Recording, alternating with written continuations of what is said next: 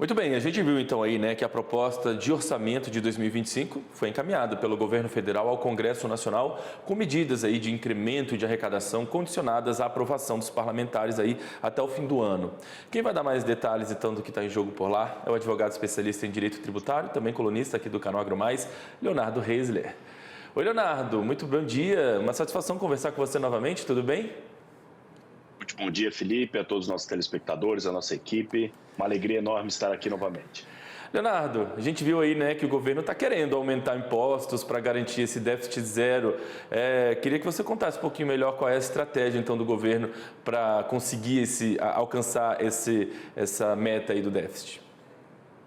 Bom, vamos lá, né? Esse projeto de lei orçamentária aqui, anual para 2025, que foi apresentado, né, pelo Ministério, que como acompanhamos na matéria anterior, ela traz, no meu ponto de vista, à tona uma série de medidas que, se implementada, terão impactos profundos sobre a economia brasileira e, mais especificamente, sobre a vida do contribuinte, né? Essa proposta ela reflete uma tentativa do governo federal claramente de equilibrar as contas públicas, mas, ao mesmo tempo, revela uma série de riscos e grandes desafios, né? Uma das principais medidas propostas ali por eles é a extinção da desoneração da folha de pagamento de alguns determinados setores da economia e dos municípios. Essa desoneração que anteriormente funcionava como um mecanismo de incentivo econômico, visando aliviar a carga sobre o emprego formal e estimular a atividade econômica em setores estratégicos, agora ela está ameaçada. Isso é claro no discurso dos membros ali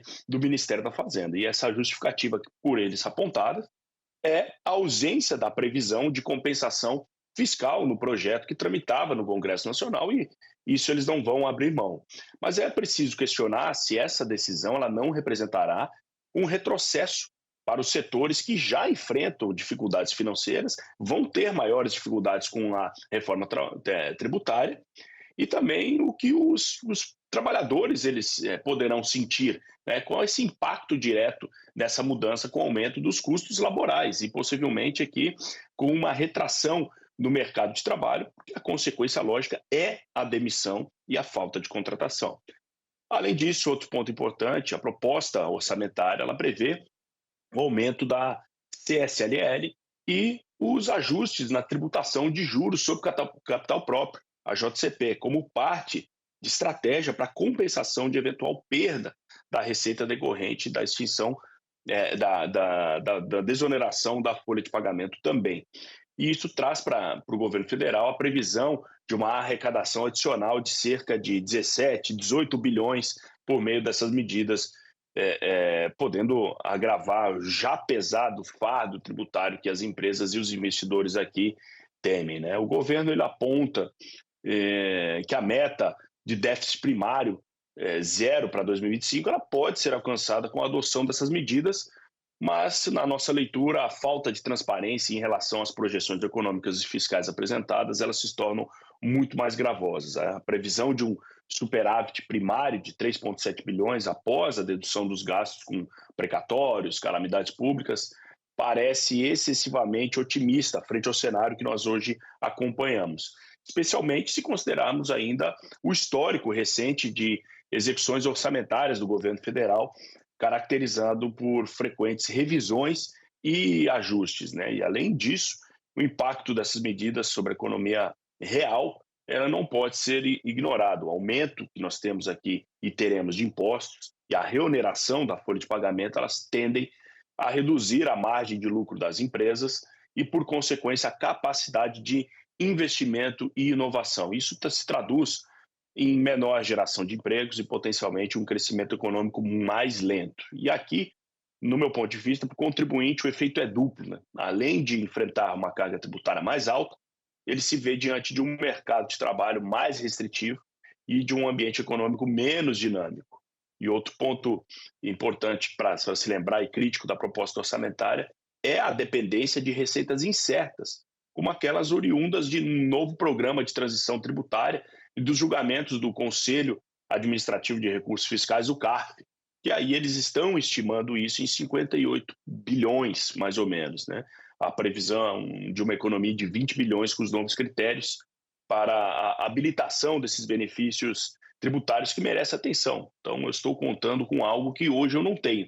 E se isso não acontecer, aonde eu vou buscar? Em uma futura revisão orçamentária, né? O governo ele tem alegado que essas medidas visam fechar algumas brechas fiscais e garantir uma maior justiça tributária. Mas, no entanto, a aplicação indiscriminada desses critérios pode, de fato, resultar em um aumento de litígio, de processos e uma insegurança jurídica maior, fatores que, historicamente, têm afastado investidores do nosso país, Felipe. E essa questão dos impostos, né, é um pouco sensível. A gente já ouve aí alguns parlamentares, inclusive, dizendo que serão resistentes a essas propostas aí. O próprio presidente da casa disse que vai ser difícil aí, principalmente para os parlamentares de oposição quererem aprovarem qualquer tipo de aumento de impostos a essa altura do campeonato. Vamos ver o que de fato vai acontecer aí nos próximos dias. E aí, só para a gente amarrar aqui, teve mais algum ponto de destaque que vale a pena a gente trazer aqui? Tem a questão do salário mínimo, né, que também já consta ali de R$ 1.509, se eu não me engano, é a proposta para o ano que vem. Mais algum ponto de destaque que você acha que vale a pena? Eu acredito que esses tenham sido os mais polêmicos, né? Principalmente o que você comentou aqui acabou fugindo ao meu comentário, que é o aumento novamente do salário mínimo e o que isso também reflete aí um grande aumento ao orçamento público, né? Porque quando a gente fala de salário mínimo, nós não estamos só pensando naqueles que estão trabalhando, nós estamos pensando também no aumento do incremento das questões de aposentadoria. Isso traz um reflexo muito grande. E o ponto principal também é o ponto da discussão, né, de tudo que isso tem se falado, porque nós estamos aqui tratando, dentro desse projeto, de medidas que já foram debatidas no Congresso.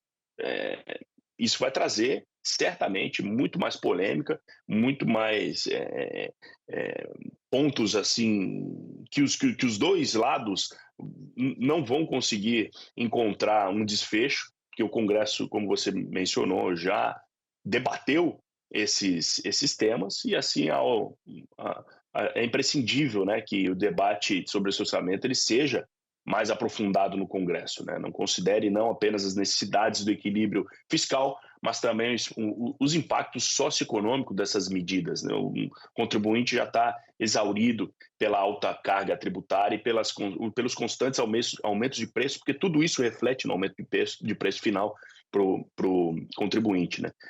Merecemos um tratamento mais justo e políticas públicas que realmente provam o desenvolvimento econômico e a prosperidade do nosso país. É isso, a gente vê muita medida arrecadatória, pouca medida aí para poder fazer cortes, né, da própria carne, e isso acaba gerando um pouco de frustração e também de reclamações aí em relação a essas medidas do governo. Bom, Leonardo, quero agradecer demais a sua participação com a gente aqui mais uma vez no Agro Manhã, desejar você uma ótima semana, voltaremos a conversar. Muito obrigado, Felipe, todos os nossos telespectadores, um ótimo dia, ótima semana, a nossa equipe, muito obrigado. Valeu!